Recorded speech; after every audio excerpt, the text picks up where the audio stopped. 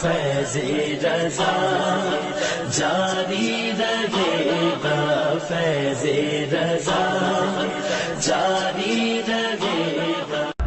ہم اہل حدیث مسلمان وہابی نہیں ہیں، ہم کو گالی دیا جاتا ہے وہابی کہہ کر، ہم اہل حدیث مسلمان ہیں الحمدللہ۔ میں یہی کہتا ہوں، ہم پہ ظاہر ہے تمہارا باطن، ہم پہ ظاہر ہے تمہارا باطن، منہ نہ کھلواؤ میں وہابی ہوں، منہ نہ کھلواؤ میں وہابی ہوں، منہ نہ کھلواؤ میں وہابی ہوں، منہ نہ کھلواؤ میں وہابی ہوں۔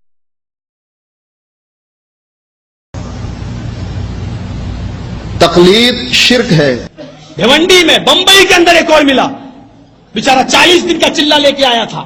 ہم نے کہا چلو اسٹیج پہ بٹھا دو، اسٹیج پہ بٹھایا، عزت۔ ہم نے کہا پہلے ان کو عزت دو تب نہ سنیں گے، یہ بٹھا دیا۔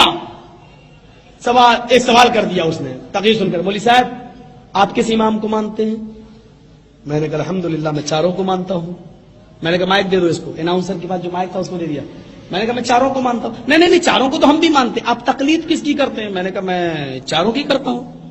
تقلید شرک ہے۔ نہیں چاروں کو تو ہم بھی مانتے، آپ تقلید کس کی کرتے ہیں؟ میں نے کہا میں چاروں کی کرتا ہوں۔ تقلید شرک ہے۔ میں چاروں کی کرتا ہوں۔ تقلید شرک ہے۔ سوال ہے کہ مقلد حضرات اہل حدیث حضرات کو غیر مقلد کہتے ہیں، برائے کرم قرآن و حدیث کی روشنی میں جواب دیں۔ ہمارا نام غیر مقلد نہیں ہے، ہمارا نام غیر مقلد نہیں ہے۔ تو کوئی کہے کہ میں مقلد ہوں لہٰذا آپ غیر مقلد ہیں، تو یہ صحیح نہیں ہے۔ ہمارا نام اہل الحدیث ہے، کوئی اور ہمارا نام کچھ رکھتا ہے اس کی مرضی، ہمارا نام غیر مقلد نہیں ہے، ہمارا نام غیر مقلد نہیں ہے، ہمارا نام غیر مقلد نہیں ہے، ہمارا نام غیر مقلد نہیں ہے۔ باعزین گستاخی کو بچانے کے لیے علماء اہل حدیث کی طرف سے جو ہمارے آپ پیش کرتے ہیں، کوئی حجت نہیں ہمارے لیے کتاب و سنت کے مقابلے میں۔ اللہ کہتا ہے قل هو اللہ احد، اور یہ ہمارا ایمان ہے۔ ہم غیر مقلد ہیں، جس کی بات کتاب و سنت کے مطابق ہے لے لو، اور جس کی غلط ہے اس کو چھوڑو۔ ہمارا نام غیر مقلد نہیں ہے، ہم غیر مقلد ہیں، ہمارا نام غیر مقلد نہیں ہے، ہم غیر مقلد ہیں، ہمارا نام غیر مقلد نہیں ہے، ہم غیر مقلد ہیں، ہمارا نام غیر مقلد نہیں ہے، ہم غیر مقلد ہیں۔ ایک سوال کیا، عصر کی نماز کے بعد نفل پڑھ سکتے ہیں کیا؟ دیکھیے عصر کی نماز کے بعد اور فجر کی نماز کے بعد آپ صلی اللہ علیہ وسلم فرمایا کوئی سجدہ نہیں ہے، یاد رکھیے، ٹھیک ہے؟ جب تک فجر کے بعد سورج نکلنے تک کوئی سجدہ نہیں، اور عصر کے بعد سورج غروب ہونے تک کوئی سجدہ نہیں، اور عصر کے بعد سورج غروب ہونے تک کوئی سجدہ نہیں۔ عصر کے بعد اگر سجدہ آ جاتا ہے تو سجدہ کیا جا سکتا ہے، عصر کے بعد اگر سجدہ آ جاتا ہے تو سجدہ کیا جا سکتا ہے، اس میں کوئی حرج نہیں، کیونکہ اللہ کے نبی صلی اللہ علیہ وسلم نے عصر کے بعد بھی نماز پڑھی ہے۔ اس بات میں یاد، جیسے کہ سلام اللہ امرتسری رحمہ اللہ انہوں نے فتویٰ دیا کہ بھینس کی قربانی جائز ہے، جیسے کہ سلام اللہ امرتسری رحمہ اللہ انہوں نے فتویٰ دیا کہ بھینس کی قربانی جائز ہے، ٹھیک ہے؟ یہ بہت بڑے امام گزرے ہیں، ایک جو ہے، اور جمعیت اہل حدیث کی بانی بھی ہندوستان میں سن 1905 میں انہوں نے اس کی بنیاد ڈالی، سن اللہ امرتسر، سن 1905 میں انہوں نے اس کی بنیاد ڈالی، سن اللہ امرتسر۔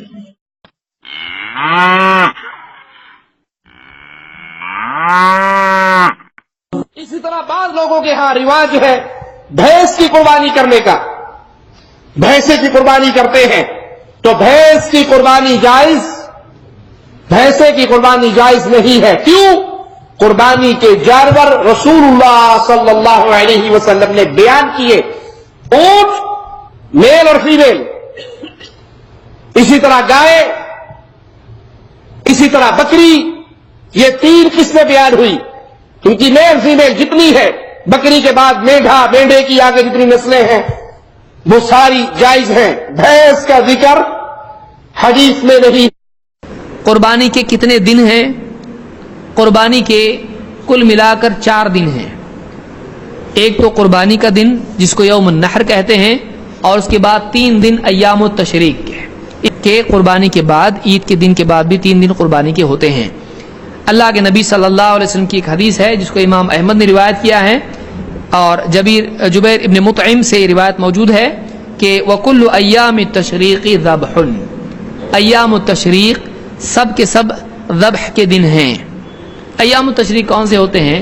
عید کے دن کے بعد کے 3 دن، 11، 12، 13، یہ ایام التشریق ہیں، یہ سب کے سب ذبح کے دن ہیں، یہ اللہ کے نبی صلی اللہ علیہ وسلم کی حدیث سے ثابت ہوتا ہے. کرنے کی روایت اتنی سخت یا آئی تھی مسوخی جی چوتھے دن قربانی کی روایت اتنی ضعیف ہے، کیا وجہ ہے کہ اب ہمارے اہل حدیث ابھی تک اپنے علماء کے مقلد بنے ہوئے ہیں، اور ہمارے علاقے میں بھی ہوتا ہے کہ وہ 4 دن اونٹ کھڑا رکھتے ہیں، چوتھے دن جا کے قربان کرتے ہیں، اور اب وہ البانی صاحب کو حوالہ دیتے ہیں، حالانکہ وہ آپ نے جبیر بن مطعم سے اس کی ملاقات ہی ثابت نہیں تابع کی.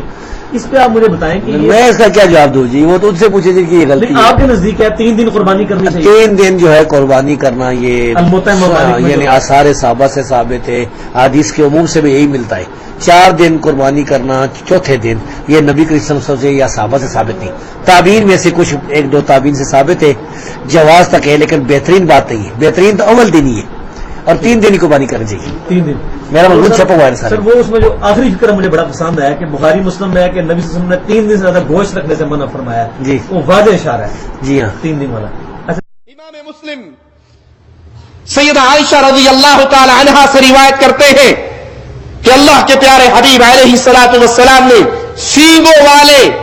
سینگوں والا بیڑا منگوایا اور پھر اس کو ذبح کیا، قربان کیا، اور قربان کرتے ہوئے فرمایا اے اللہ یہ محمد صلی اللہ علیہ وسلم کی طرف سے، آل محمد صلی اللہ علیہ وسلم کی طرف سے، اور امت محمد صلی اللہ علیہ وسلم کی طرف سے، یہ جانور پیارے حبیب کی طرف سے، آل حبیب کی طرف سے، امت حبیب کی طرف سے. اس پر علماء کہتے ہیں کہ پیارے حبیب کی آل میں اور آپ کی امت میں سے کئی لوگ فوت ہو چکے تھے، تو اس روایت سے استدلال کرتے ہوئے میت کی طرف سے قربانی کرنا بھی جائز ہے. تو اس روایت سے استدلال کرتے ہوئے میت کی طرف سے قربانی کرنا بھی جائز ہے. پیارے حبیب نے فرمایا میری طرف سے، میری آل کی طرف سے، میری امت کی طرف سے، تو فوت شدہ انسان کی طرف سے قربانی کی جا سکتی ہے. Qurbani for dead people of a person, قربانی بہت خوبصورت لکھا ہوا ہے، پڑھنے نہیں آ رہا مجھ کو. قربانی کی not be done for dead people at all. یعنی سوال ہے کہ کیا قربانی بالکل ہی نہیں کر سکتے میت کی طرف سے؟ ظاہر بات ہے اللہ کے نبی صلی اللہ علیہ وسلم اور صحابہ سے یہ چیز ہم کو نہیں ملتی ہے، ہم کو قربانی نہیں کرنا چاہیے.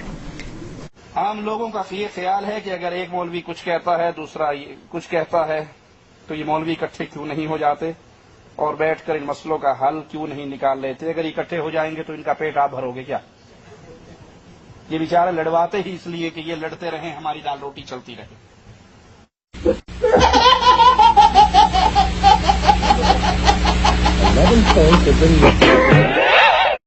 اعلی حضرت اعلی حضرت اعلی حضرت اعلی حضرت عشق محبت اعلی حضرت اعلی حضرت